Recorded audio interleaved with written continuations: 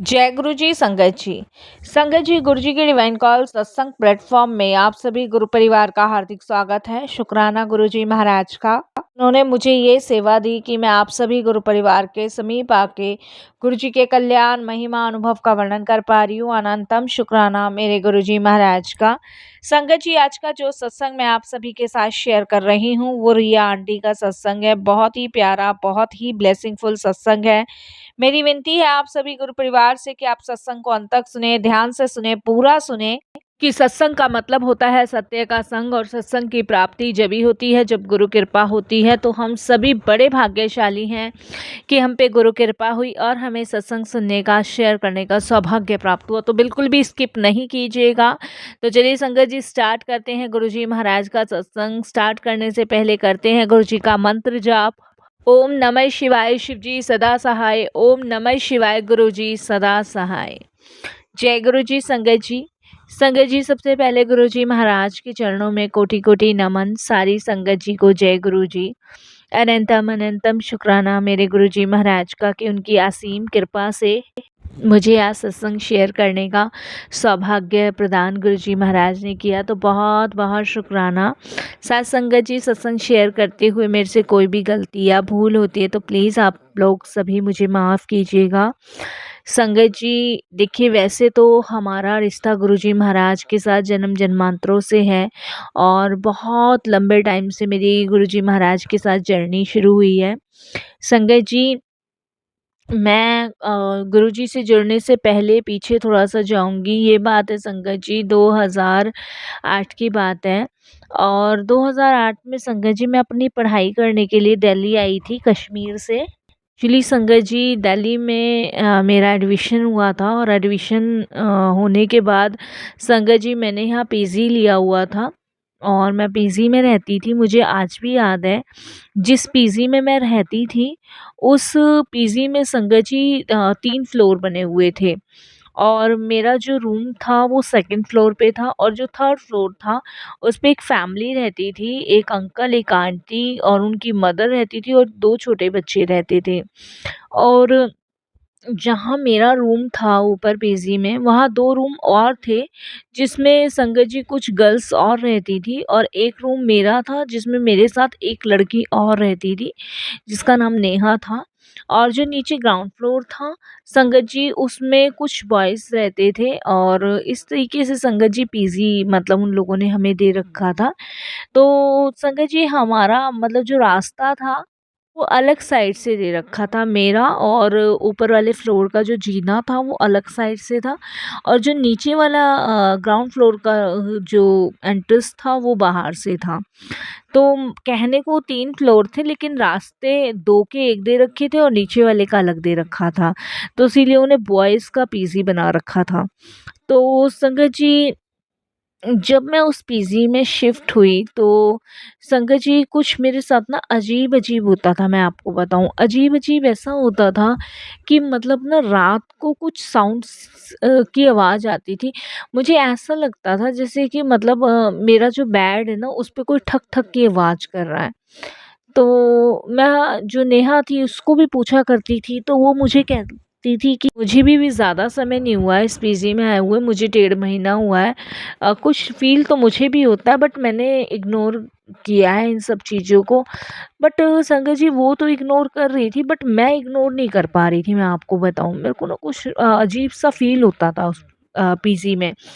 पर कहीं संगत जी जगह नहीं मिल रही थी और मेरे कॉलेज के बहुत नज़दीक था वो पीजी। तो मैं अक्सर अपने मदर फादर को बोला करती थी, मैंने कहा कुछ अजीब-सा मुझे इस पीजी में फ़ील होता है। तो मेरी मम्मी और पापा मुझे समझाया करते थे कि बेटा, एक तो कॉलेज के बिल्कुल नज़दीक है और दिल्ली में देखो कहीं अच्छा पीजी मिल भी नहीं रहा है, बजट में भी नहीं मिल रहा है, ये बजट में भी है और संगत जी इसका रेंट बहुत कम था, बहुत ही कम था इसका रेंट। तो संगत जी, इस तरीके से पेरेंट्स ने समझाया कि फालतू की बातें ज़्यादा दिमाग मत लगाओ, पढ़ाई में दिमाग लगाओ बेटा। तो मैंने भी संगत जी आई गई वाली बातें कर दी। अच्छा संगत जी, एक्चुअली पता है क्या होता था कि मतलब मैं सुबह मॉर्निंग में कॉलेज जाती थी, फिर आफ्टर में आने के बाद सारा दिन पीजी में, ना मेरी पढ़ाई हो पाती थी, मतलब ना मुझे कुछ नेगेटिविटी एनर्जी जो थी ना वो फ़ील होती थी। मतलब मुझे ऐसा कुछ लगता था कि कुछ नेगेटिव है इस पीजी में, जो मुझे फ़ील होता था, मैं आपको बताऊँ। तो संगत जी मैं बहुत डिस्टर्ब रहने लगी थी। जो ऊपर की फैमिली थी संगत जी उनसे भी मैंने बात करने की कोशिश करी, लेकिन वो लोग भी बात नहीं किया करते थे। संगत जी जो नेहा मेरे साथ मेरे रूम में रहती थी उसे भी कोई मतलब नहीं, जो सामने 2 रूम्स थे उन्हें भी कोई मतलब नहीं। मतलब सबके साथ मतलब संगत जी कुछ न कुछ ऐसा अजीब हो रहा था, बट कोई भी ना इस चीज़ को रिग्रेट नहीं कर रहा था और अनसुना सा, अनदेखा सा कर रहे थे। बट मेरे साथ संगत जी बहुत सारी चीज़ें होनी शुरू हो गई, या ये कह लीजिए संगत जी जो मेरे साथ होने वाला था वो उनके साथ हो चुका था। संगत जी मैं अपने किसी दोस्त को बताती तो सब कहते कहाँ तुम, मतलब कोई मेरी बात पे ना विश्वास नहीं करता था, मैं आपको बताऊँ कोई भी नहीं बिलीव करता था।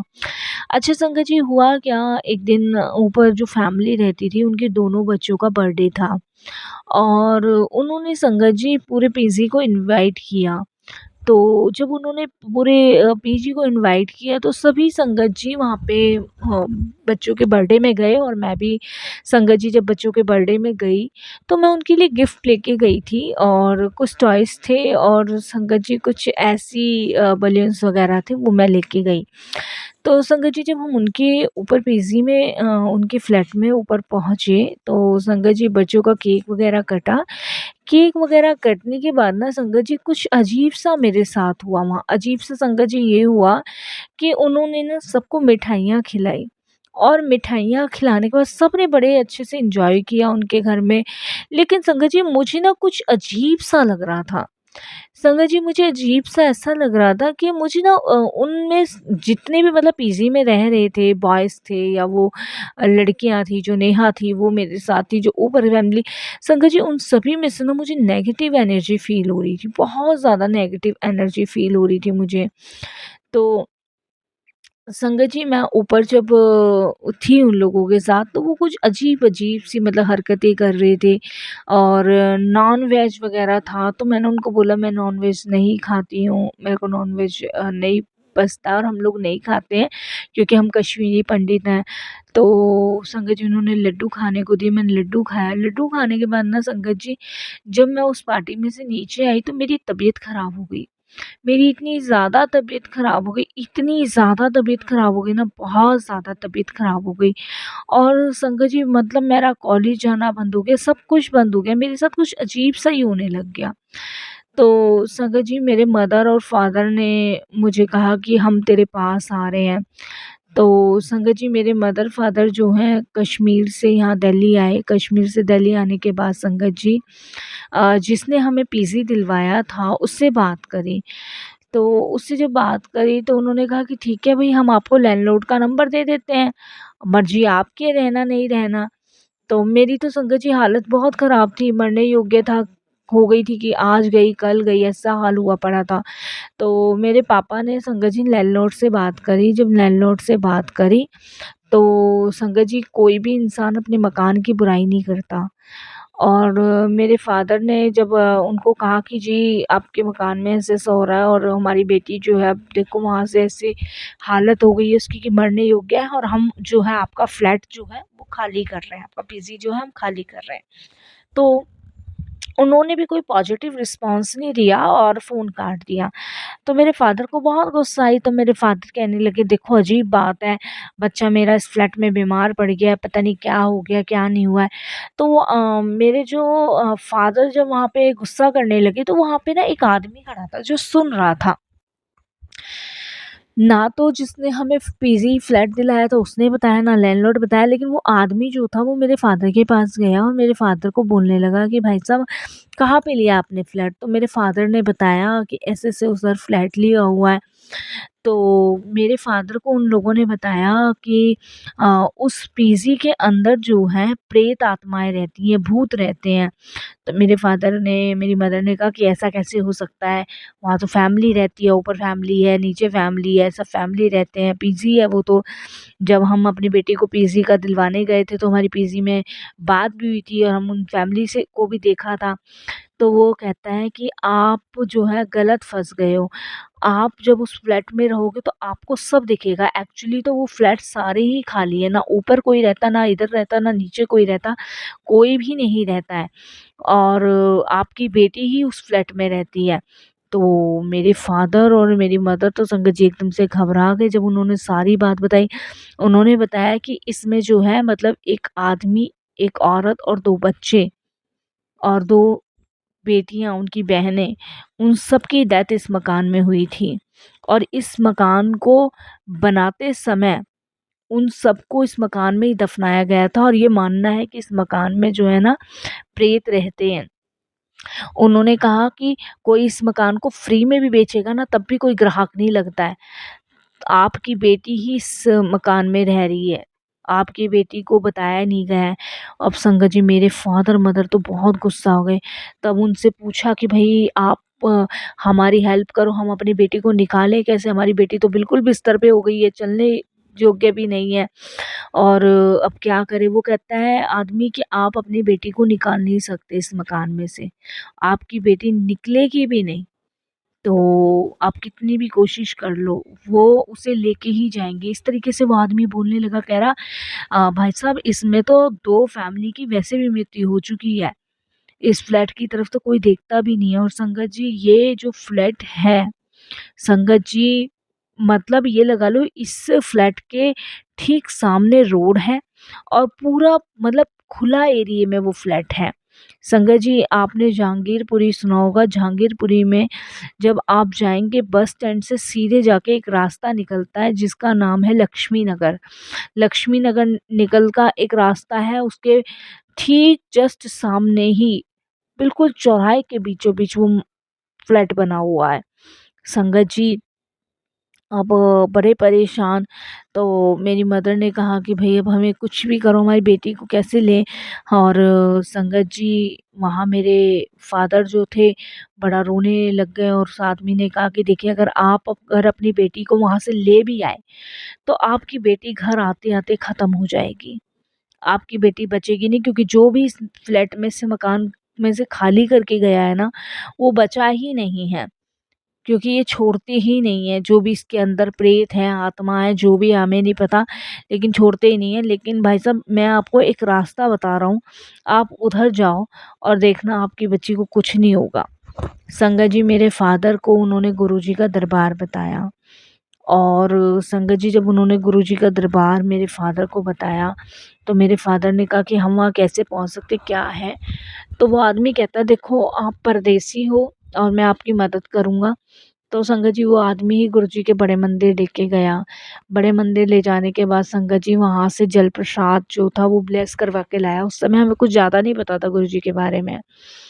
तो संगत जी मेरे फादर और मदर संगत जी उस फ्लैट में गए क्योंकि उस आदमी ने तो मना कर दिया था कि भई वो नहीं जाएँगे।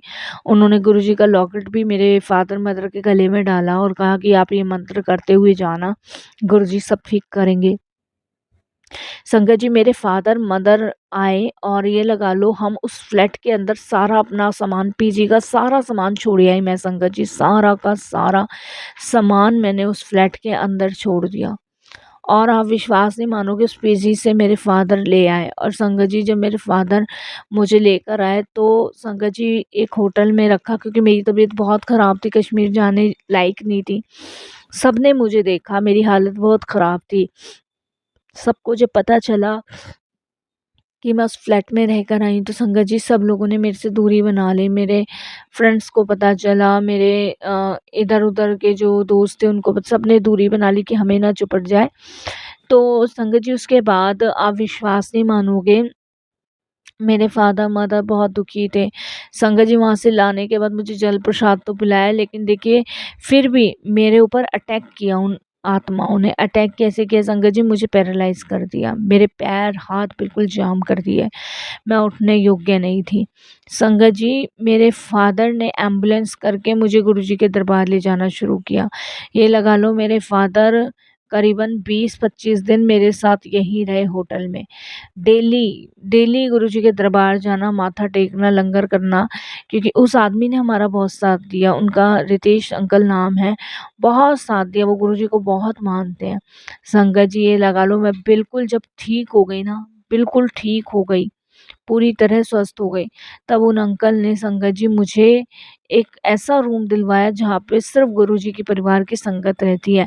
लेकिन संगत जी, आप विश्वास नहीं मानोगे, इन प्रेत आत्माओं ने मेरा तब भी पीछा नहीं छोड़ा। मुझे गंदे गंदे सपने आते थे, ड्रीम आता था, डरे डरे सपने आते थे, मैं बहुत डरी हुई रहती थी, बहुत ही ज़्यादा।